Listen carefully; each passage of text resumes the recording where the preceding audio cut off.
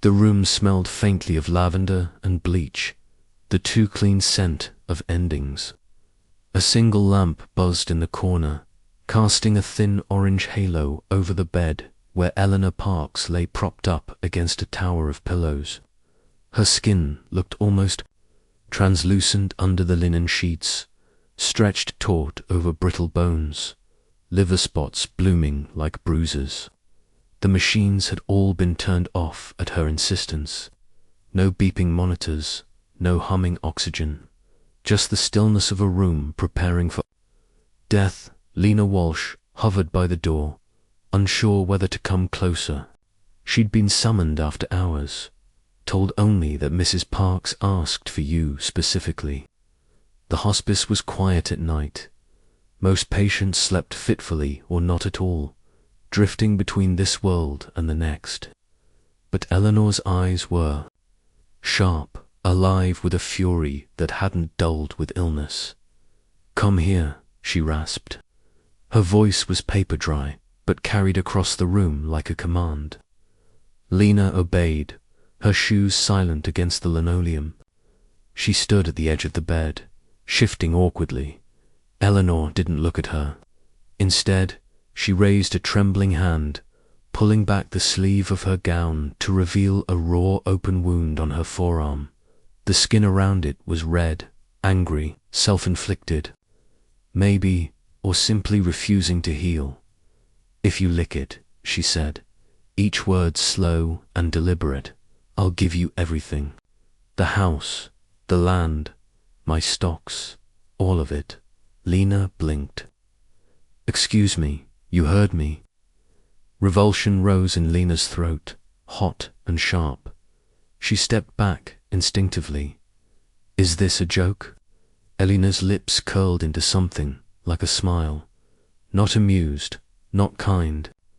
"No, I'm perfectly lucid, dear. That wound, it's all I have left. Everyone I ever loved took from me. My husband, my children, they bled me dry. I gave them everything and died a little more each time." She turned her head, finally.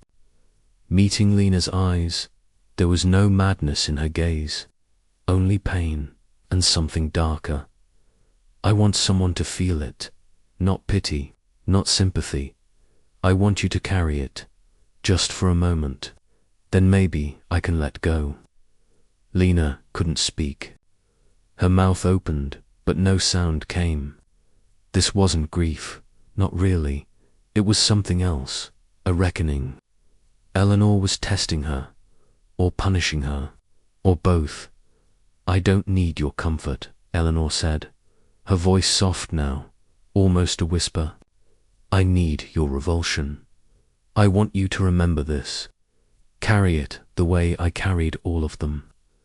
The silence that followed was thick, unbearable. Outside, the wind stirred the magnolia branches against the window pane. Inside, time stood still. Lena didn't move. Not forward, not away. Somewhere inside her, something shifted. Curiosity maybe, or horror masquerading as duty. This wasn't caregiving. This was an inheritance wrapped in cruelty, and somehow she knew, whatever choice she made in this room, it would haunt her forever. Lena Walsh had spent her life learning how to disappear, not in the dramatic cloak and dagger way, but in the quieter, more permanent manner of someone who had never been truly seen. Foster care taught her early how to be small, to adapt to the rhythm of other people's homes, their tempers, their rules. She learned how to make herself useful, how to be polite without being vulnerable, how to leave before anyone could throw her out. By the time she aged out of the system at 18, she had no illusions left about family or rescue. What she had, for a while, was purpose. Nursing school had given her that, a chance to tend, to fix, to matter. But then came Gavin. He had a soft voice, a crooked grin, and big dreams that swallowed hers whole. He was the first person who looked at her like she wasn't temporary, and she fell hard, stupidly. He drained her savings in less than a year, promised a ring he never bought, left without a note the same week she found out she was pregnant. The miscarriage came soon after, a blur of hospital lights, empty hands, and pitying looks she couldn't stand. Lena dropped out and never went back. Now, at 34, she worked nights as a caregiver in a small hospice facility on the outskirts of Atlanta, where people came not to be healed but to be witnessed in their final days. It paid little, but death didn't scare her the way other things did. She was good with the dying, quiet, steady, kind without pushing. Most of her patients faded out gradually, taking their secrets with them. But Eleanor Parks was not like most people. From the moment Lena stepped into her room, she felt it, the weight of something coiled and watchful beneath the surface. Eleanor was the widow of a legendary Atlanta judge, the kind of man who still had courtrooms named after him. Her estate, crumbling but grand, sat like a forgotten mansion from a Southern Gothic novel, its windows blank-eyed and cold. Rumors swirled around her like smoke. Her daughter, Marianne, hadn't visited in years. Nurses never stayed long, and the staff called her the Iron Widow behind her back. But Lena, used to difficult people, saw something else. Beneath the ice, there was a flicker of sadness, maybe even fear. So when Eleanor made her strange, grotesque offer, a dare wrapped in a wound, Lena didn't run. She didn't touch it either, not literally, but something in her paused. Instead of recoiling, she stayed. She tended to Eleanor's bedsores, changed her linens, spoke gently even when Eleanor lashed out. She listened. Not just to the surface stories, the judge's affairs, the spoiled daughter, the parties that soured into silence, but to the grief that ran underneath them like a fault line. Eleanor didn't apologize for who she'd become, but Lena could see the cost of that strength, the rot beneath the marble. She came to the room every night as if entering a confession booth, letting Eleanor unload the weight of her decades. Still, the offer hung in the air like a stain, unspoken but never gone. It wasn't about the wound. Lena knew that. It was about intimacy, vulnerability, proof. Eleanor was testing whether Lena could bear witness to something unbearable and not look away. And little by little, Eleanor began to trust her. She stopped barking orders. She asked questions. She even laughed once, a dry, brittle sound that startled them both. When Lena adjusted her pillows or brushed her thinning hair, Eleanor no longer flinched. Then Lena told Brayden. It was late, after a shift, over greasy fries and shared weariness. Brayden had been her almost something for years, a public defender with a bleeding heart and too little sleep. They had a rhythm, drinks, but no labels, touches without promises. She trusted him, mostly. So she told him about the wound, about the inheritance, about Eleanor's strange condition. Brayden didn't laugh. He went still. You think a dying woman with that kind of money doesn't have strings attached? He asked, leaning in.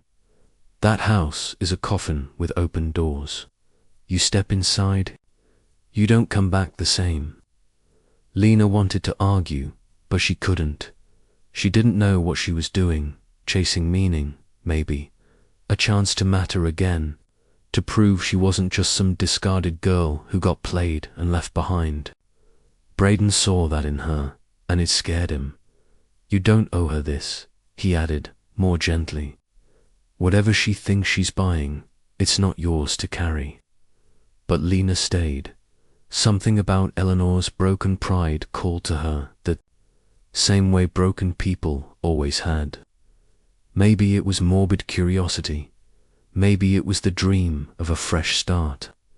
Or maybe, deep down, Lena was just waiting to be chosen for something that mattered, even if it came wrapped in pain, even if the cost hadn't been named yet. The knock at the hospice door was soft, almost polite, but it sent a ripple through the stillness of the room. Eleanor turned her head slightly on the pillow, eyes narrowing as the tall man in a charcoal suit stepped inside, briefcase in hand. "Mrs. Parks," he said with a slight bow. "Ms. Walsh." Lena rose from the chair in the corner, wiping her hands on her scrubs. She recognized the man from a photograph Eleanor had once shown her. Years old and fading, Douglas Merriman, a state attorney and longtime keeper of the Parks family's secrets. Without ceremony, he opened the briefcase, withdrew a folder, and began to read aloud, a formal revision of Eleanor's will, notarized, witnessed, stamped with thick, official weight. Eleanor Parks, of sound mind and full legal capacity, named Lena Walsh as her sole beneficiary. The house, the land, the bank accounts, the stocks, every cent and square inch of her storied estate would pass to the quiet hospice worker who had never asked for a thing. Lena barely heard the end of it. Her ears buzzed, blood roaring in disbelief. "Why?" she whispered, looking down at Eleanor. The old woman gave no reply, just that familiar half-smile, wry, unreadable. The document was still warm in her hands when the storm hit. It began with a sharp voice in the hallway, rising and uninvited.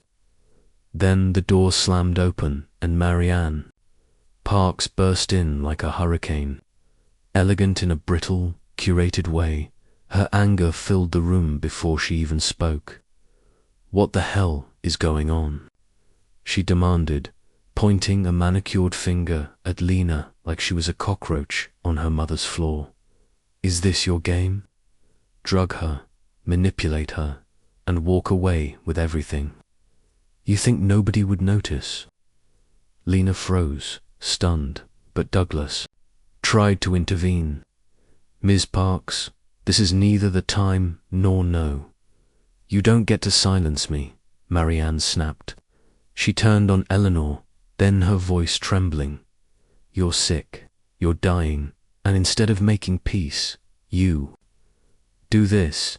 You give it to a stranger, a waitress." Eleanor said nothing. Marianne was already on the phone. Within hours, the hospice was swarming with noise. A local reporter shoved a camera in Lena's face as she left work. Asterisk waitress swindles, dying widow out of fortune. The headline ran with her full name and blurry photo. The story spread like gasoline fire, each repose more brutal than the last. Her past, the dropout, the miscarriage, the unstable history, was dredged up like ammunition. Her small apartment was staked out by journalists up door. Phone flooded with death threats and perverts and strangers, demanding justice for a woman they'd never met. Then came the emergency injunction. Marianne's legal team moved fast, freezing the estate before the ink on the will had even dried. Lena was called in for questioning by Adult Protective Services, an investigation into financial coercion. Her shifts were quietly taken away. Staff who once smiled now avoided her eyes. It didn't matter that she'd never asked for a dime. The optics were poisoned beyond repair, and through it all, Eleanor remained silent. She didn't deny it, didn't confirm it, just lay in her bed like a queen, watching her court unravel. When Lena finally confronted her, voice raw, she didn't ask for sympathy, she asked for clarity. "Did you do this to hurt Marianne? Was I just your message?" Eleanor stared at the ceiling. "She won't forget you," she murmured. "She never forgets pain." Lena felt her stomach turn. The weight of that wound, the metaphorical one she'd accepted, now pressed against her in a new, monstrous way. It hadn't been about trust. Not entirely. It had been a weapon. Or had it? Because some nights, Lena still remembered how Eleanor's voice softened when she spoke of her. Regrets. The way her hands trembled, not from illness, but from memory. How she once gripped Lena's arm and whispered, "You stayed." That had felt real, but real didn't matter now. The narrative had been hijacked, the damage done. Lena had stepped into a story that wasn't hers, and now it clung to her like smoke. She was no longer just the caregiver. She was the villain in someone else's tragedy. And no one, not even the woman who started it all, was coming to save her. The weight of accusation followed Lena everywhere now. Each time she stepped outside, the air felt thinner, sharper. Reporters still lurked behind parked cars and blurred windows. And her name, once anonymous in the sea of Atlanta's forgotten, now trailed behind hashtags and headlines. But shame wasn't the only thing gnawing at her. It was doubt. The feeling that none of this had happened by chance. That Eleanor's strange affection, her sudden inheritance, the explosive fallout, it was all part of something older, buried and festering. Lena couldn't sleep.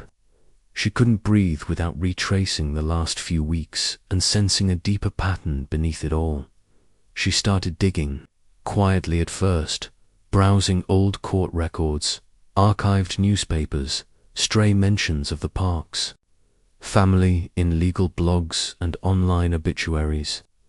Eleanor had been a public figure once, the judge's wife, the city's haunted matriarch, but Marianne was a ghost in her story, rarely photographed, never quoted, a shadow at the edge of every memory. Then Lena found the marriage certificate. Marianne Parks had married a man named Marcus Doyle, a black community organizer from Montgomery. It was dated 1989. Barely a year later, a small notice ran in the Atlanta paper, announcing the dissolution of Eleanor's trust for family restructuring. Another, quieter legal document followed the formal disowning of Marianne Doyle by her mother, citing irreconcilable betrayal, and then, deeper still, a child. Obituary, 2005. Asterisk, Camille Doyle, 16, passed away suddenly at the Parks. Residence, private services held. Asterisk, no details. No cause of death. Just that sterile announcement, as if grief could be reduced to print. Lena stared at the photo, grainy scanned from a yearbook. A teenage girl with sharp cheekbones and heavy-lidded eyes. Something about her looked familiar. She kept going. Foster care records, adoption files, many sealed, but some leaked through databases with enough persistence. One name kept appearing. Helena Walsh, adopted at age 3 from a private agency after accidental placement disruption. Her original birth certificate, blurred by bureaucratic redactions, listed the mother as Marianne Doyle. The child's date of birth matched Lena's. Her stomach flipped. It wasn't possible. It shouldn't be possible, but it was. She returned to Eleanor's room in the hospice, now stripped bare of warmth or trust. Eleanor lay thinner than ever, her bones prominent, her eyes dim but alert. Lena stood at the foot of the bed, shaking. "You didn't want to save a stranger," she said, her voice low and tight. "You wanted forgiveness. You wanted your own blood to see you and not run." Eleanor didn't react at first.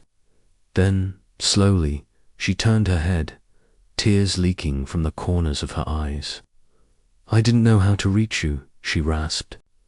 "Your mother wouldn't let me see you, and I'd poisoned everything by then.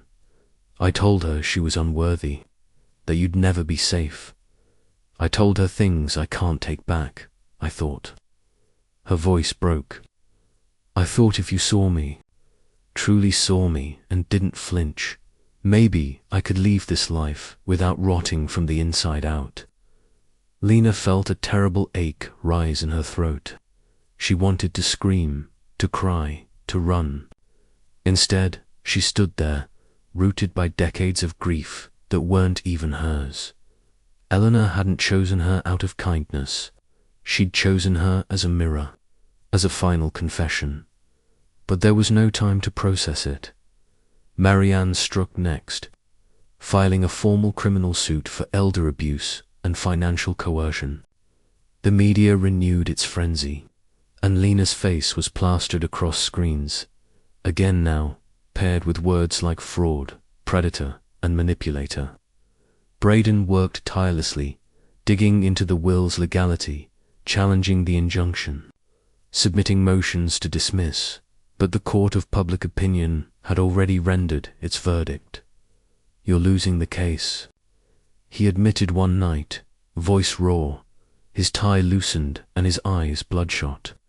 They've poisoned a jury pool before we've even gotten a court date. Lena looked away. It doesn't matter now, does it? I'm not after the money. I just want the truth. But truth didn't seem to matter, because then Marianne revealed her trump card in the courtroom. She stood like a woman reborn, polished, furious, righteous. I'd like to submit new evidence, she said coldly, and nodded toward the screen. The footage flickered to life. It showed Lena in Eleanor's hospice room, dimly lit and private. She was seated on the edge of the bed, massaging Eleanor's chest with careful gloved hands, part of a breathing therapy they'd done often. But in this angle it looked different, her hand resting gently over Eleanor's heart, her mouth near Eleanor's ear, whispering something too soft to hear. Eleanor's eyes fluttered closed. The image froze on that moment, tender, intimate, ambiguous. A hushed murmur rippled through the room. Looks like grooming, someone whispered. She's seducing her for the will. Braden stood to object, but the damage was done. Lena stared at her own face on the screen, hollowed out by exhaustion, eyes full of something she couldn't explain. Care, maybe, or sorrow, but no one saw that now. They saw a woman manipulating the dying, a woman caught mid-act. Lena turned back to Eleanor in the courtroom gallery, expecting, hoping for her to speak, to rise and shatter the illusion. But Eleanor sat still, eyes blank, lips sealed, and in that silence, Lena realized the truth alone would not save her. The courtroom was suffocating, thick with judgment and the stale heat of spectators packed shoulder to shoulder. Cameras clicked softly from the gallery, and Lena sat under the fluorescent lights like a lamb pinned beneath a magnifying glass. The prosecution called her everything but human, manipulator, seducer, fraud. They dissected her past like a cadaver, the nursing school dropout, the dead baby, the failed relationships, her night shifts in hospice. Every moment of care she had given Eleanor was twisted into a performance, one designed to win favor, to steal trust, to capture wealth. Even Braden looked worn thin beside her, his voice fraying with each objection overruled. Lena didn't cry. She felt too numb, too hollowed out by weeks of accusation.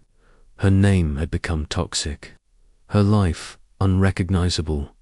Then the doors opened, gasps rippled across the courtroom as Eleanor Parks was wheeled in, pale, skeletal, her oxygen line trailing like a lifeline from another world. Her eyes, however, burned with clarity. The judge straightened. Even the prosecution fell silent. Everyone had assumed she was too close to death to speak, let alone appear in court.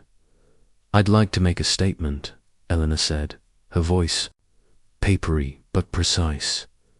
Braden helped her to the witness stand, and for the first time, Lena saw her not as myth or manipulator, but as a woman drowning in the weight of her own unraveling. She looked at the judge, then at Lena.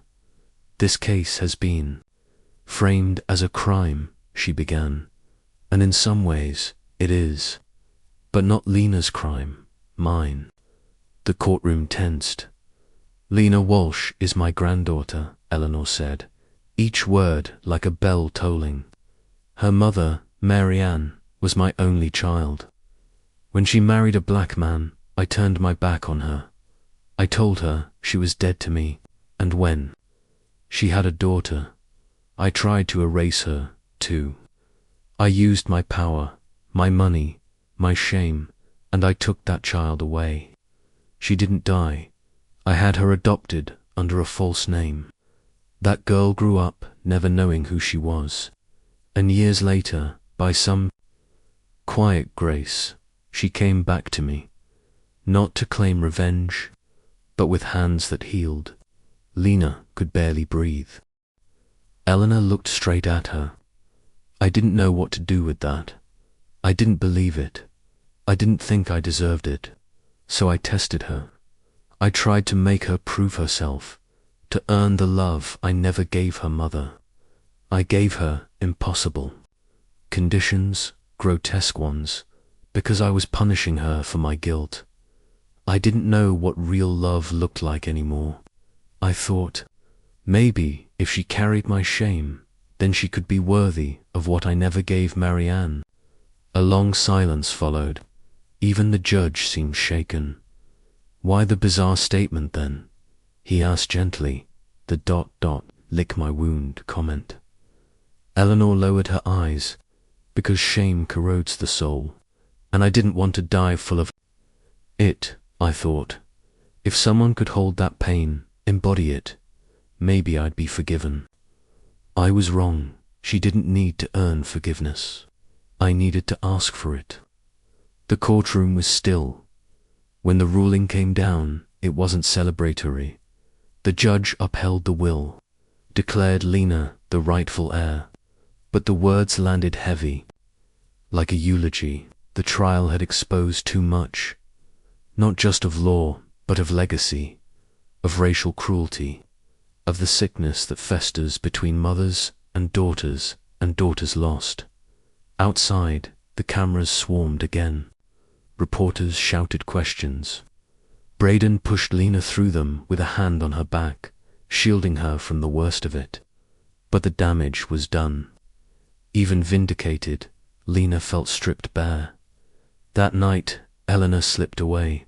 She died in her sleep. Hand curled gently over the corner of a photo Lena had placed on her nightstand, the only image left of Camille, of the girl who once was, and the woman she'd become. There was no grand gesture, no final speech, just stillness, just release. Lena sat by her side until morning, the weight of inheritance settling not in the form of money or land, but in the ache of lineage reclaimed too late. The mansion stood, hollow in the summer heat, its windows dark and silent, the air around it thick with memory. For weeks after the verdict, Lena couldn't bring herself to go inside. She had inherited everything, the house, the land, the legacy, but it felt like inheriting a mausoleum. Every room whispered betrayal, not just Eleanor's, but the kind that spanned generations.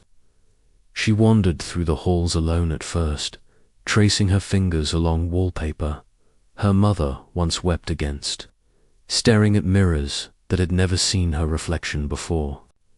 And then, without fanfare, she began to clean, to empty, to strip away the silk and silver and shrink the house down to its bones. By autumn, it was unrecognizable. Gone were the crystal chandeliers and velvet drapes. The grand dining room had become a communal kitchen, the ballroom divided into bedrooms with soft lamps and simple beds. Lena filed the paperwork quietly, found partners in non-profits and parole boards. No press release, No ribbon-cutting ceremony, just a brass plaque near the entrance that read Marianne's house. A place for women who had been discarded, like she had, women coming out of prison, out of shelters, out of silence, to land somewhere safe, somewhere human. She used the money Eleanor left her to pay every salary, cover every medical bill, erase every debt that walked through those doors. One evening, Braden came by as the sun dipped behind the oak trees. He stood in the newly landscaped garden, watching a group of women plant rosemary and mint. A little girl laughed nearby, chasing a dog between flower beds. He found Lena inside, barefoot in the kitchen, stirring lentils with sleeves rolled high and her hair tied back. "It's beautiful," he said softly. Leaning in the doorway, Lena smiled, tired but whole. "It's not finished." He watched her for a long moment. "You turned her ashes into a sanctuary. That's a kind of justice too." She set the spoon down and sat beside him on the porch steps. Neither spoke for a while. The quiet between them was no longer jagged with grief or tension. It was something steadier now, earned. They watched the sky bruise into twilight. Later that night, alone in the upstairs study, Lena finally opened the letter. It had been sealed in Eleanor's shaky script, tucked in the back of the will. Inside were only a few lines, written in black ink. Asterisk, "I hurt every person I tried to love. I burned bridges, then blamed the fire. And you loved me anyway. That's worth more than money. But take it. Break the chain." Asterisk. Lena read it twice, then folded it gently and slipped it into her pocket. She looked out the window at the lights glowing warm from the bedrooms below. Voices rose, laughter, music, someone crying, someone being comforted. She wasn't a nurse anymore. She wasn't the lost girl from foster care or the grifter the headlines had carved her into. She was something new. She was a keeper of history. Yes, but not its prisoner. The house was alive now.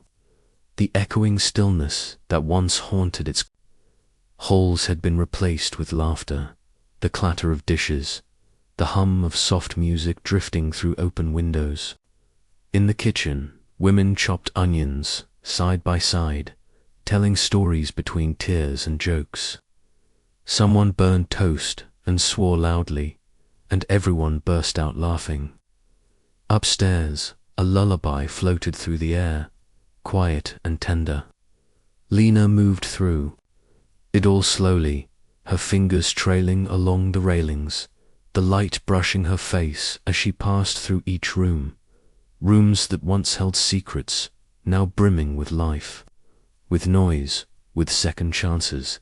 She stepped onto the wide front porch and eased into the old rocking chair, the wood groaning softly under her. In her lap sat a faded photograph of Marianne, her mother frozen in a rare smile, sunlight in her eyes, so young it hurt to look at her. Lena ran her thumb gently over the edge of the frame. She didn't know what Marianne might have thought of this place, of her. But she hoped, maybe, there was peace somewhere in the knowing. A small hand tugged at her sleeve. "Miss Lena, can I sit with you?" a little girl asked, eyes wide and warm. Lena smiled, shifting to make space. "Of course." "Baby," the girl curled up beside her, her head resting lightly against Lena's arm. Together, they watched the sky brighten, gold spilling across the horizon, touching the tops of the trees and the rooflines of the sanctuary Lena had built from ruin. The house behind them buzzed with life, and Lena breathed it in. The pain hadn't vanished. The wound still lived beneath her skin, quiet and deep. But here, in this moment, with this child at her side and morning blooming before them, she felt something like grace, Asterisk, maybe healing isn't clean. Maybe it's a wound you learn to live with, and maybe that's still enough. Asterisk.